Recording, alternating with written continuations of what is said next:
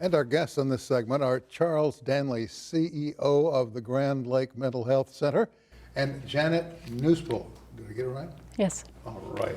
LPC, the Agency Development Director. It's good to have you both here. Thank you. Thank you. for First the of all, invitation. had no idea there was a Grand Lake Mental Health Center. How long has it been there? I don't get around much. Well, it's been around it's one of those things that if you don't need it, you don't know it's there. Yeah. So it's been around since 1979. It has a previous name, but it was changed to Grand Lake Mental Health Center in the late 80s. And so we're have a board of directors. In fact, our president right now is Mr. Tad Jones.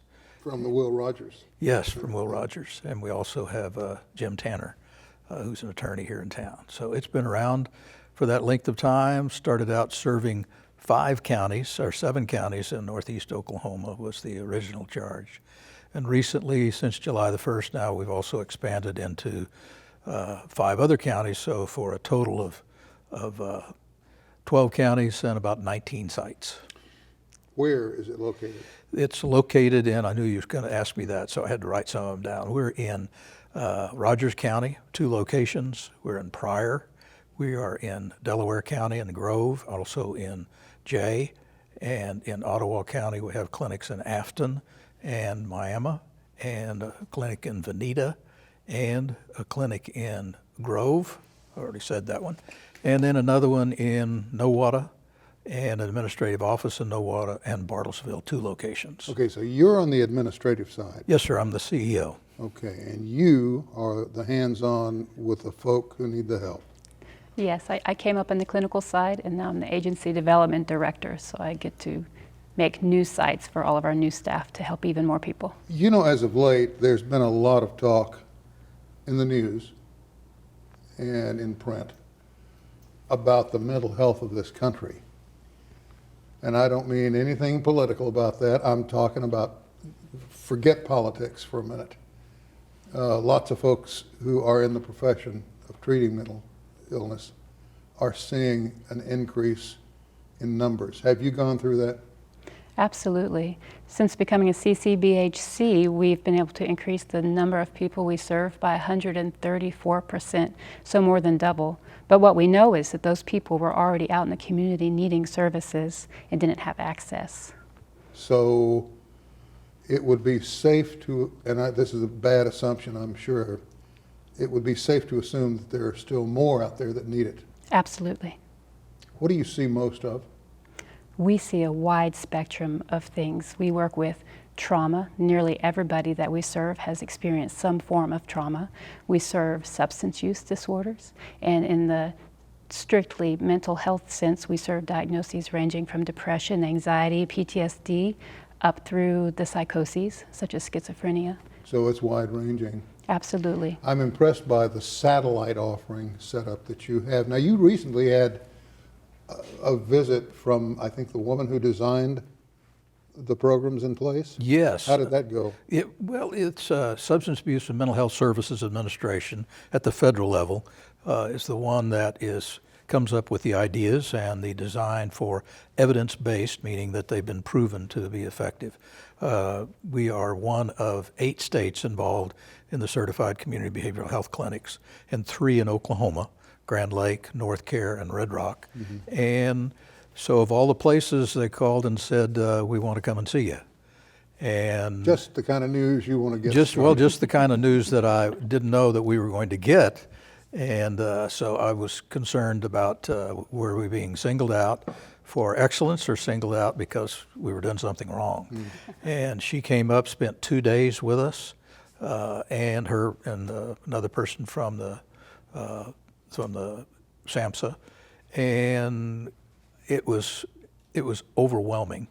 She was actually the person that wrote the CCBHC along with others, and we were doing exactly, because it's multifaceted, we were doing exactly what she had in mind. So I'm very happy with that, and we continue to follow the protocols of that model, and it's not easy. There's a lot of teeth to it, and the major change is that instead of quote, fee for service, unquote, where the payment source will only pay for certain kinds of therapy or certain kinds of event. It's based on outcomes. So it's a per member per month basis, based upon acuity, based upon need. So when people come to us, ranging in age from 0 to 90 or death, then we are able to design programs based upon their needs and being able to have a tool chest of services that previously we were not, we couldn't get paid for it.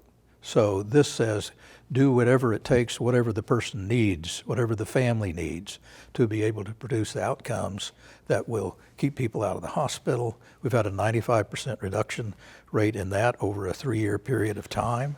So, You know, and pardon me for interrupting, but sure. you know better than anyone, the two of you, that there are situations out there that when the police are called, more often than not, they're not quite sure they're dealing with a mental case. Are folks from your organization on call or standby to help in these cases? Yes, I'll answer part of that and then ask Janette to answer Okay. part of it. We, several years ago, wanted to do something differently than what's usually offered. Mm-hmm. So we came up with the idea, Larry Smith did and others, who's the chief of operations, of an intensive outpatient center. So that way people could come and go as needed, and they could come to us from the police, from law enforcement, from hospitals, and or family members. Well, what we found is that the police are usually the first people to respond, and sometimes they don't know what to do with a person. So we are using tablets, for lack of better terms, or iPads. We have about 800 of those dispersed right now to law enforcement and hospitals. Mm-hmm. So if a police officer comes upon the scene and needs a person to be assessed right there on the scene, they can actually connect to us 24 hours a day, 7 days a week, Fantastic. 365 Sure. days a year. Sure. So tell us more Now that about brings you into the picture again. Absolutely. So at the Intensive Outpatient Center, which Charles mentioned is 24/7, people can volunteer to receive the services they need in crisis, whereas traditionally in the past, they would be taken against their will by a police officer in custody to an emergency room where they would be assessed sometimes for hours. Police were out of the communities for full shifts, sometimes 2 shifts, and then the individual would be placed in a bed at an inpatient facility, and the police officer would then transport them and finally be able to return to the community. So what we've done by placing the tablets in the police officers' cars and in our clients' homes is they can be assessed immediately without the ER, and then the police officer can, with our help, decide exactly where to go within seconds. And then most of the time, 95% of the time, they're bringing them to our volunteer center in Veneta. Mm-hmm. And if the person can't be served there, then we've opened higher level of care in Pryor, where we can also take them for services. I heard the other day on, it was either NBC or CBS Network News, we only got about a minute and a half. They were talking about the fact that some insurance companies are attempting to diagnose, to overrule folks such as yourself and say, well, that person doesn't need this. Do you hit that often? Yes. It's supposed to be parity. Supposed to be the same amount of services could be provided for mental health or substance abuse issue, as well as a physical health condition, which mental health is, and many times they do get turned down or restricted in the amount of services. We're running out of time very quickly. Someone out there needs help that's listening right now. What do they do? How do they get in touch with you? Okay, the crisis line, I wrote it down so I'd remember it. The National Suicide Hotline is 1-800-273-TALK. That's 1-800-273-TALK or 8255.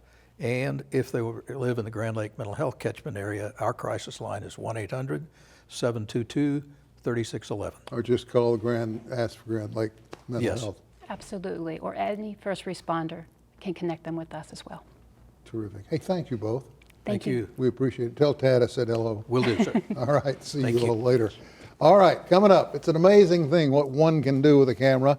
You'll meet a fellow who's learned to become rather interesting. He's become one with the camera. We'll have more on that when we come back.